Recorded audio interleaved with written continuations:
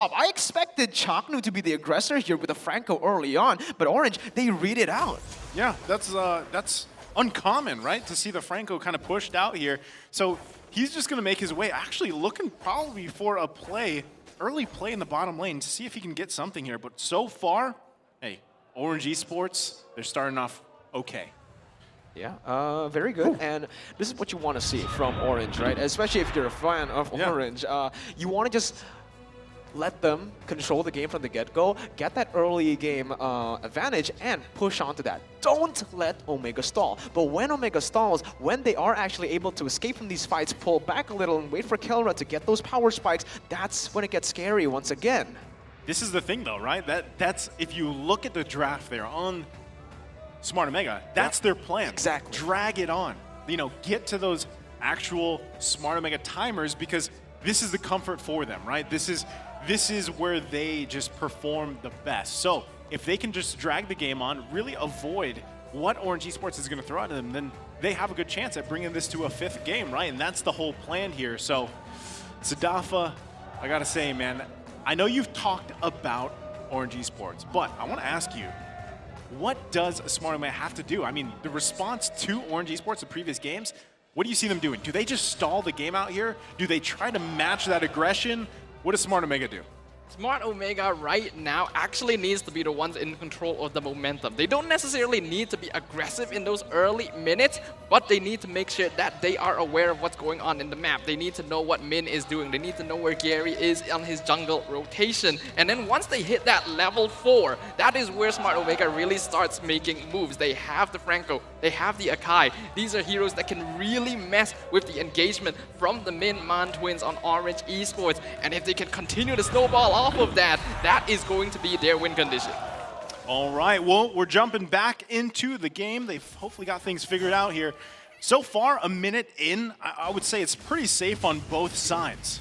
Yep. Well, let's take a look again at this matchup because we mentioned this in the second game, I believe. Yeah, with the carry Beatrix matchup, you usually just see the Beatrix winning out in lane based on that kill pressure, right? The poke that he has. But look at this, Chaknu. There you go. That's what we expected from Chaknu on the Franco, these aggressive hooks. And this time, Orange actually not too aggressive into the enemy jungle, knowing that Akai clears pretty fast, kind of tanky, pretty hard to kill in that early stage of the game. Yeah, Omega recognizes that these early stages are going to be very important for them to take control of. The same thing can be said for Orange. They know they have to be careful not to get caught out by Chaknu, and I'm very interested personally to see how well Ballman jungle will perform on the MSC stage. Yeah, I mean, we've seen it before, right, in other MPL regions and everything, and it usually can work out. Again, it's a little bit safer, right? But you always kind of have that surprise factor as well. And then he has the jungle emblem that could work out. So they're already going to force the flicker out here from Chaknu. Renzio now tried to help too. The turtle should be up in just about a second. And we'll see which team actually decides to give it a go. It's actually Orange who has the power spike here. Min doesn't really have the Fatal Links just yet, but Born already going in for the Falling Star Moon there, and it's going to be a fight. Yeah, Renzio's in trouble as he's going to be focused on. Turtle still going to be going back and forth. He finds a hook here. Born's in trouble. There you go. First blood going over to Chaknu. Meanwhile, Turtle's going to be secured here by Omega. So they find a kill. It's a 1-for-1. I don't think that's too bad of a trade for either team, though. Orange Esports only end up losing Born, and they did force out the heavy spin from Omega to do it, but here, Man gets caught. Yeah, this is what Omega likes to do with the Franco. They get that early aggression and they use it to just scale it to max. The thing is, right now, Chaknu has been the one who has secured both of the kills they have. And yes, that might be a problem here, right? Because they're not getting their carries, the gold. Yeah, I mean, in best case scenario, you give it to the carries, right? But at the same time, like Chaknu, if he has 2 early kills, you know, what's he going to do, right? Maybe he'll be a little more confident in the plays, especially flickering in later on. Flicker, Bloody Hunt, that could work out in his favor. But so far, Orange Esports, they just have to be careful, again, to avoid those setups, allow themselves to buy time themselves, because, yeah, Min is going to be looking for those Fatal Link setups. Meanwhile, Gary has damage potential there. It could be right now. Gets the Fatal Links off. Valen's trying to pump out the damage. There's the Dawning Light. He finds Min. That's going to be an Iron Hook landed as well. Double kill for Kelra. Gary's in trouble now. Triple kill. 1, 2, 3. Just 2 more kills for the Filipino Savage to get that Savage, but this is Omega. Again, when they're pressured, this is when they actually start to perform well, right? Orange Esports, they were trying to do the same thing they did in the previous game, but unfortunately for them, Omega, they have the early game pressure with this Franco, with Kelra on the Beatrix. It doesn't really change much. It's all about that mid lane prio that we mentioned in the keys to victory for Orange, right? What they need to do is control that mid lane just so that Omega can't stall the game out. Now that Omega have the mid control for sure, it's going to be very rough for Orange. Yeah, this is just basically the best start Omega could ask for. Not only do they have 5 kills, 3 of those are on Kelra, and we know how scary the Beatrix gets, but here in the mid lane. Yeah, man, it's not having a good time, right? 2 deaths in the last 4 minutes of the game, as that will actually convert really well for Omega onto another turtle. So Omega, they don't even want to stall, I believe. They just want to take this they want to take this lead, translate it into more in the mid game, and more maybe just end it off in the 13th minute. Yeah, like I said, I asked Sadafa, right, what does Smart Omega have to do for this game? And do they wait for those timers, those Omega timers, or do they just match the aggression and look to end the game as fast as possible? Right now, they're on those first steps, right? 3K gold lead at this point, 5 minutes in, they have the 2 turtles. And like you mentioned, Kelra, this is the best case scenario when you're on that Beatrix, right? This is your comfort hero, and you already have 3 kills. So at this point, he's feeling good. So Orange Esports, they have to find some way to handle that. Again, they have to just watch out for those hooks. Kelra is literally 2 levels up on Valence right now. Definitely not a comfortable spot for Orange Esports, but Omega definitely want to play around this timing. Now that they've already gotten some, they're looking for more. There's the hook, right? It's landed, Min is taken out, and they can continue to do that. Smart Omega just finding pick after pick. Very rough.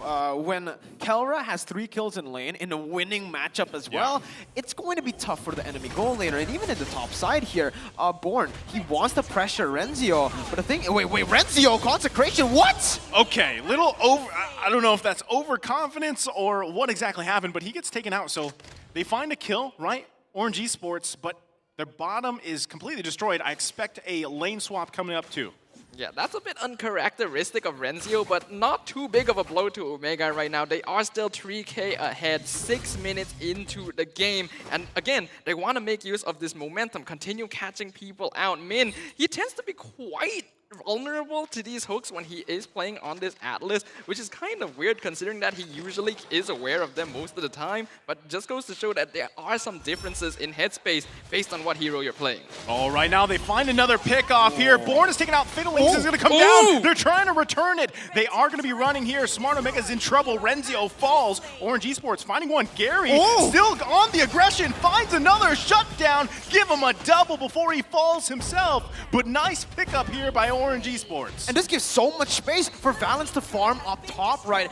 I was about to say, this was really smart by Omega. The fact that they win the bottom side gold lane, and they translate, they convert over to the mid lane instead of matching the carry up top because of that lacking mid lane pride that Orange has. But again, based on so far the series, Min has been so crucial, and there he is again trying to flip those fights. He gets it, and now Gary, he's back even, I feel like, even might be ahead slightly compared to Ryzen. Yeah, he's a little bit ahead. I mean, Ryzen's got tons of assists, right? But this is good positioning for Gary specifically. Now, Min, he's struggling a little bit, but when he finds those picks, it's, oh my goodness, that's just too much damage from Kelra already. I believe he already has a Malefic Roar too at this point, so he is going to be melting people with just the Wesker alone. Kelra instantly just taking advantage of that miscalculation by Born. He got hit by the first sniper shot, thought, I can tank it, jumps in with the falling star moon, another sniper shot straight to the face, gives another free kill, and here comes Ryzen in the backline. Ryzen trying to find something with the heavy spin. Man could be in trouble. They are going to be looking for the Fatal Links setup. Not just yet. They don't connect. That's tough here for Orange Esports. Dawning Light's going to come out, dodges the hook. So far, so good. At this point, I feel like anyone who Chaknu hooks will just get bursted down by Kelra. I feel like the items are just too much here, but Omega, they're going to the bottom side. Renzio is behind compared to Born, so he might just be caught out here. he needs to be very, very careful there in that bottom side, not to overextend, but Kelra's looking for something with Chaknu. Oh, Chaknu flickers in with a bloody hunt. Oh. Born, oh, he's still, okay, he gets taken down here. Kelra also finding Born. So tough plays. I mean, this is, again, pace setting. They have to watch out. Look at the damage coming out from Kelra. This is just a butterfly effect from Omega. The moment they gave that triple kill in the first couple minutes to Kelra, it was all downhill for Orange and just complete ball in Omega's court. Right now, it's going to be very difficult for them to end up losing the game unless they make a big mistake. However, we have to note Orange has the form of that in a big combo. The Fatal Links into the lethal counter. So Omega, they still have to play quite safely towards that late game. That's what I'm worried about, though. Yes, Orange Esports, they have a team fight composition, a lot of AoE damage, but with Ryzen, they can nullify all of that. When you go for that engage, when you land that Fatal Links, all Ryzen needs to do is pop that heavy spin. Everyone, it becomes a messy team fight, and Omega, they just benefit off of that so much with Kelra. That's so ahead. Wow, he just melts down. They didn't even need the retribution there. That's the thing, right? When you're this far ahead, you pretty much have free reign over the objectives, and Orange Esports just has to continue to buy time. Meanwhile, we were talking about in the draft, Smart Omega could buy time, but it's completely flipped here. So they find another turret, and at this point, Smart Omega in the driver's seat. Lightning Trunky and also purchased on Ed 2 Max, so the Xavier is slowly scaling up as well. Eventually, Orange, they not have to mind the Beatrix, they also have to think about the mid laner on the side of Omega, all while they're trying to avoid Chaknu and Ryzen. This is why this draft from Orange just feels a little bit too risky. Going around that Atlas and Eve really hasn't worked out too well for them in the past. Yeah, they're going to try to defend this bottom side, and honestly, Omega, they're just going to punish this, right? This is why it's just, again, so rough for Orange. When Kelra got that initial triple kill, now he just snowballs. It's just so tough to stop Beatrix from snowballing once he gets that initial gold. Because look, he's just zoning everyone with the, with the Brenner, I thought that was going to hit. He takes down turrets like a monster here, and look, finally we see the Heptaseas. I was kind of questioning, right? Why didn't they go for the Heptaseas in most of these games? Actually, all the games. Kelra has actually avoided that item, but now with the snowball going on, that's when it's actually worth it. That's when you get that shock factor from the Wesker, even from the Snipes Min trying for a desperate play here. Yeah, but this is on Ryzen, right? If he just decides to heavy spin, this is not, I mean, like you said, it's going to cause chaos for that team fight, and that's not what Orange Esports wants.